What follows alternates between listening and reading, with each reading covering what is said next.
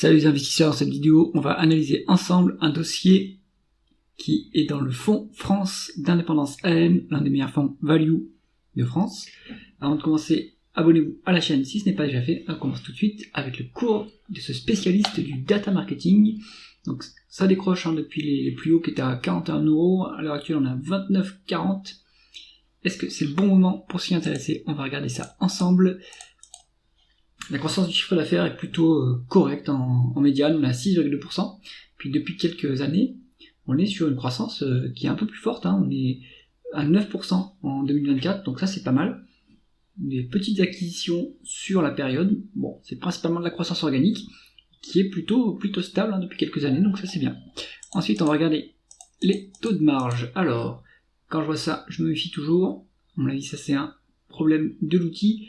On est sur un taux de marge brut qui est à 48%, donc proche de la médiane. Il faut voir ce qu'ils mettent dans le taux de marge brut. Est-ce qu'ils mettent le salaire des consultants? Parce que c'est du conseil, donc souvent c'est dans ce modèle société de service, ESN, on met le salaire des consultants, des ingénieurs dans la marge brute, donc à vérifier. Le taux de marge d'EBITDA est à 8%, on n'est pas si loin de la médiane à 8,5%, c'est plutôt stable, ça reste correct. Le taux de marge nette est à 4,6% contre une médiane de 4,84%. Dans l'absolu, c'est pas très élevé. Est-ce que ça se passe mieux sur les free cash flow? Ouais, c'est plus élevé sur les free cash flow.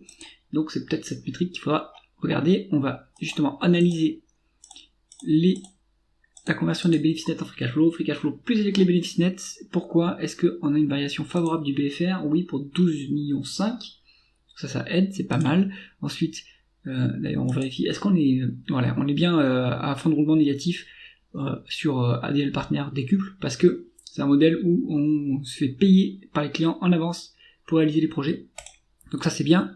Ensuite, est-ce qu'on a une dépréciation? On a une dépense en capital qui est moins élevée que les dépréciations en amortissement. Donc est-ce que c'est parce qu'on réduit l'activité, ou est-ce que c'est parce qu'on a moins besoin de dépenses en capital vu qu'on a changé peut-être de business model? Donc ça à vérifier. En tout cas, on a arrêté de dépenser autant que les dépréciations en amortissement depuis 2021. Pourtant la croissance se maintient. Comme on l'a dit, c'est plutôt un changement de business model. Donc ce qu'on voit ici, c'est excellent. Est-ce qu'il y a des other non-cash items? Il y en a pour 62 millions. Donc bon, vous avez une bonne partie de l'explication. On utilisera plutôt les free cash flow pour valoriser l'entreprise. Alors attention qu'on n'a pas les derniers free cash flow. Donc on va aller regarder la dette pour voir si on utilise la VE sur EBITDA. Sinon peut-être qu'on sera obligé d'utiliser le price earning vu qu'on n'a pas les free cash flow en date d'aujourd'hui. Alors on regarde le rendement des capitaux investis, notre rentabilité opérationnelle. Donc ça, toujours pareil, quand je vois ça, je me méfie. Donc la médiane est à 17,3%, c'est un niveau qui est relativement élevé. Donc là je ne sais pas à quel niveau on se trouve en fin 2024, mais bon, en septembre on était à 15%, donc on doit être dans ces eaux-là, ce qui est pas mal, plutôt stable et plutôt élevé comme rentabilité, donc on peut s'autofinancer largement. On va regarder l'endettement, on est quasiment cash net, ce qui est pas mal, donc pas de problème avec le bilan, il est hyper solide. Et maintenant, pour regarder la rémunération de l'actionnaire, 4,12 millions de dividendes versés sur 18,2 millions de free cash flow, donc on verse moins d'un quart des free cash flow en dividendes, ça c'est pas mal, donc on peut monter le rendement du dividende sans trop de problème. On est sur un rendement, il est à 3%, le dividende à peu près, 3,5%, puisque là de toute façon il n'y a pas de rachat d'actions structurel, il y a un petit peu de dilution, j'ai l'impression que c'est un peu compensé par quelques rachats d'actions. Bon, on va dire que globalement c'est plutôt stable le nombre d'actions, parce que là on a un rendement de l'actionnaire de 3,5% qui est bien sécurisé. Regardons maintenant, on va regarder alors soit on regarde un price earning, mais on a vu que les free cash flow sont plus élevés que les bénéfices nets. Maintenant on n'a pas la dernière valeur des free cash flow, on n'a pas les free cash flow à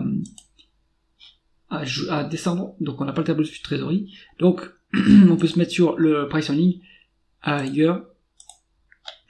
On est sur une médiane de 11,2, à l'heure actuelle on est à 11,6, donc il n'y a pas vraiment de décote sur le dossier, parce que si on regarde un VE sur EBITDA, il y a une décote, il y a même une surcote. Donc décuple, conclusion du dossier, c'est peut-être légèrement un peu cher à ce niveau-là, il faudra attendre que ça baisse un petit peu plus pour avoir une meilleure marge de sécurité. Au-delà de ça, c'est un dossier assez qualitatif, une petite small cap, de croissance, donc pour une small cap avec une bonne croissance, ça se fait pas super cher non plus. Maintenant, on peut essayer d'attendre un petit peu pour avoir un meilleur point d'entrée, un meilleur multiple d'entrée, Même si on est intéressé par le dossier, on peut commencer à les creuser maintenant, peut-être ouvrir une position si on est vraiment intéressé, si on a fait ses propres recherches, pour pouvoir suivre l'action. J'espère que cette analyse vous a intéressé. Si c'est le cas, mettez un pouce vers le haut et pensez à vous abonner à la chaîne. À bientôt.